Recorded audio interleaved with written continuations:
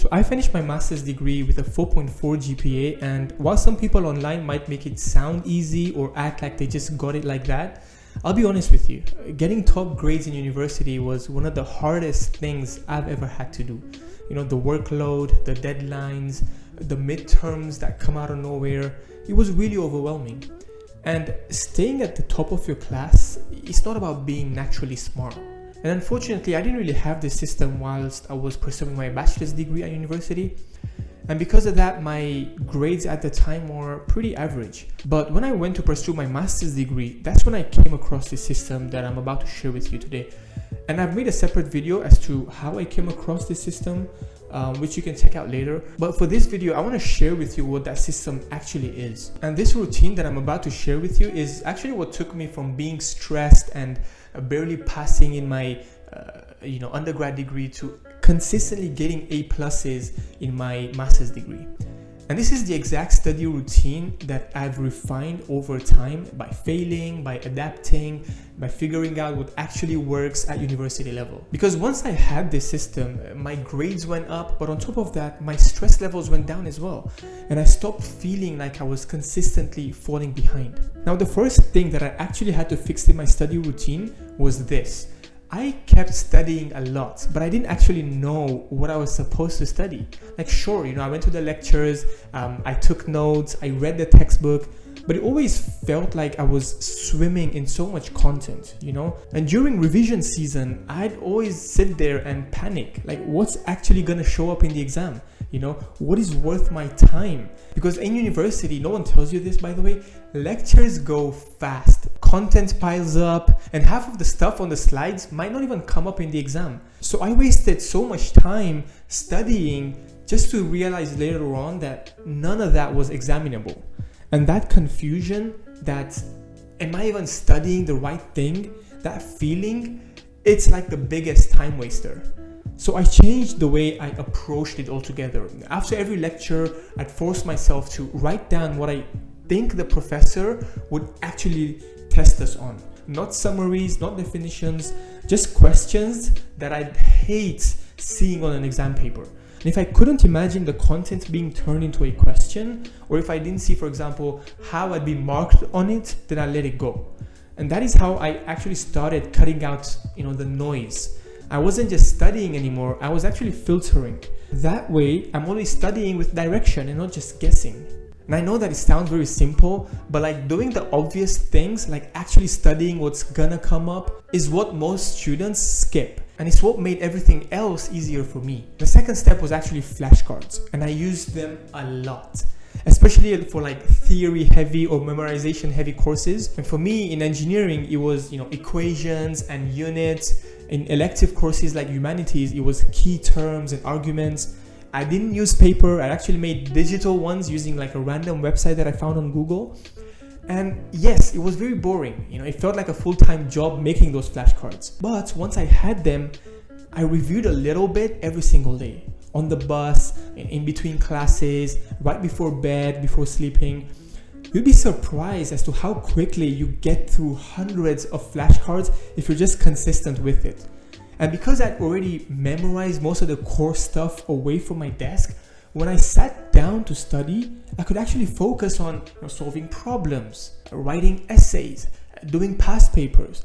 I wasn't wasting time trying to recall basic facts. I was actually applying them. And it's the same principle on, for example, practicing an instrument, right? You don't go to a music lesson to learn notes. You learn the notes beforehand. Then in the lesson, you work on actually playing, phrasing, timing, expression. So I feel like studying should also be the same thing. Do the boring stuff beforehand and then use your study time to actually train and learn. And now, the third part that actually made the biggest difference for me was past papers. I did them every single day in the weeks leading up to the exam, like religiously. I'd open up an old paper, sit with a timer, do the whole thing, right? And then mark it myself using the rubric. And every mistake that I made, I actually wrote it down. I had a document just for that, my mistake log. And reviewing that log actually became my secret weapon. because it shows you exactly where your gaps are. Every mistake is something that you would have gotten wrong in the real exam. So fixing them directly improves your grades. And doing past papers also trained me to think like the exam. Because let's be real, university exams aren't just about knowing things. You have to know how to show what you know in the format that they expect. The way you word an answer, the way you structure an essay, the step-by-step process in a math question, for example, it all matters. You only get good at that by practicing it continuously. And honestly, most of the students at the top of my class were actually doing the same thing. I knew people who did every past paper available, even twice. Now, I feel like that you don't have to go that far because, well, you have life to live, and plus you don't want to make studying too rigorous and boring, right? And repetitive. You want to make it fun so that you can do it consistently and sustainably. That is why it's important to incorporate different things like flashcards, doing questions, exam papers, group study sessions, just to make it more interesting and fun. But the point is that just doing like a few past papers consistently will definitely give you an edge compared to other people. And I really recommend that you don't wait until like the last week of the exam, because I know a lot of people, they study the whole time using textbooks, and then they'll start doing past papers in like the final week before the exam. And that is like a big red flag. You don't want to wait until the last week because you're not going to realize the mistakes that you keep making in the exam if you don't train yourself doing those exam papers way prior to the actual exam date. So it's important that while you're studying, right, using textbooks and your lecture slides way before the exam, you also incorporate past papers during your study sessions. You will notice that will make a big difference in the outcome of the exam. And that's really it, guys. It was very short and very simple. My system wasn't fancy. It was just structured. Now, there's other things that I incorporated, which I'm going to make future videos on. But for this video, I just wanted to give you like key points that if you just change and you incorporate in your study sessions, I feel like it's going to transform the way you approach learning and also really shift your grades from average to top of the class. So these are the key takeaways that you need to take from this video. Number one is know what's on the syllabus, right? Build a checklist of what you think are going to pop up in the exam. Make flashcards for brute memorization and then review those daily. Do past papers consistently way prior to the exam date, and then track your mistakes from those past papers.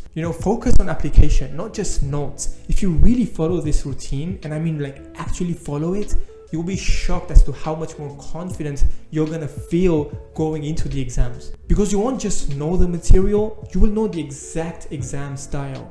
You'll know your weaknesses, you'll be actually prepared. So yeah, that's how I got my 4.4 GPA at university. And if you're willing to put in the work as well and you follow this exact system that I gave you today, I feel like it can work for you too. Good luck with your semester. Let me know in the comments what course you're doing and what part of studying you struggle with the most. I might make a video about that in the future. With that being said, thanks for watching. I'll see you guys in the next one.